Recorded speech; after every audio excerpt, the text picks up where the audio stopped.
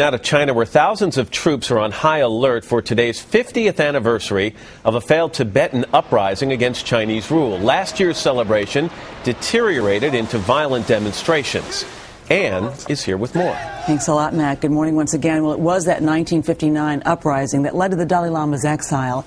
And this morning he calls today's show of force by the Chinese government a brutal crackdown. We recently traveled to India for an exclusive interview with the Dalai Lama, and we got rare access to his personal life. Whispering through the foothills and the valleys of the lower Himalayan mountains are the fading hopes of an ancient civilization.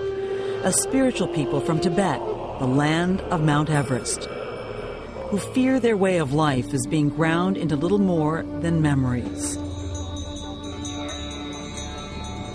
We traveled 11 time zones east of New York through hamlets and villages to a remote backwater in northern India, home to about 100,000 Tibetans and their world-famous holy leader, the Dalai Lama.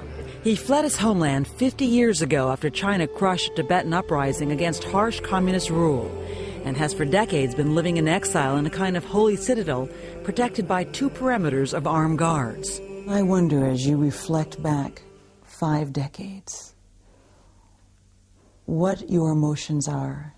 Oh, very, very sad. Very sad.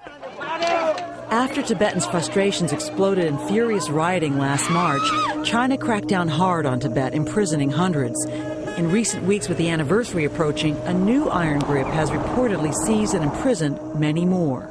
Unfortunately, the Chinese government has carried easiest sort of method: suppression, killing, torture, arrest. Some have called this cultural genocide. Yes, Do you use that phrase? Yes. Chosen from a peasant family, he was enthroned as the Dalai Lama at age 4 and took a path of non-violence to pursue autonomy for Tibet rather than full independence. Now 74, he makes a painful admission. I publicly accept failure of our approach. So, you are publicly accepting failure for the middle way approach. That is concerned to fail. But taking on the mighty Chinese with violence is out of the question for a man believed to be the 14th reincarnation of the Buddha of compassion. People don't think they should be compassionate to their enemies because they don't want to help their enemies defeat them. Do you feel compassion for the Han Chinese? Yeah, that's right. While he possesses an aura of mystique, he allowed us extraordinary access to his personal life and revealed his days are surprisingly down to earth. At 3:30 a.m., it's rise and shine for his daily prostrations, a physical workout, and a time for confession. Then, yes, that's really the Dalai Lama on a treadmill, clocking a spirited pace. Finish. And at times, it's almost surreal. He lets us into his bathroom. Then he settles deep into meditation, surrounded by Buddhist icons. By 5:30 a.m., it's time for breakfast. Wait a minute. You're eating cornflakes? Oh, yeah. Before a day of more meditating, reading, and teaching, at 7:30 he watches news from around the world. We begin this year in this administration, including the U.S., which has deep economic ties to China. So is there anything you want to say to Obama or want Obama to do as president to help your cause? At this moment, nothing to say. Though he is willing to wear a hat honoring the new U.S. president. Tibetans inside China want to be able to practice Buddhism freely, manage their environment, and have a say in the number of Chinese migrating to Tibet.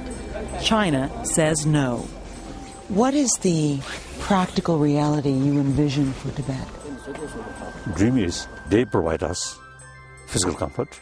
We can provide them mental comfort. Any future deal with China could mean he may be the last Dalai Lama, but after 50 years, he hasn't given up hope of returning to Tibet's capital. Do you believe you will see Lhasa? Yes, I think. We gave the Chinese government an opportunity to participate in this report, but they declined our offer, Matt.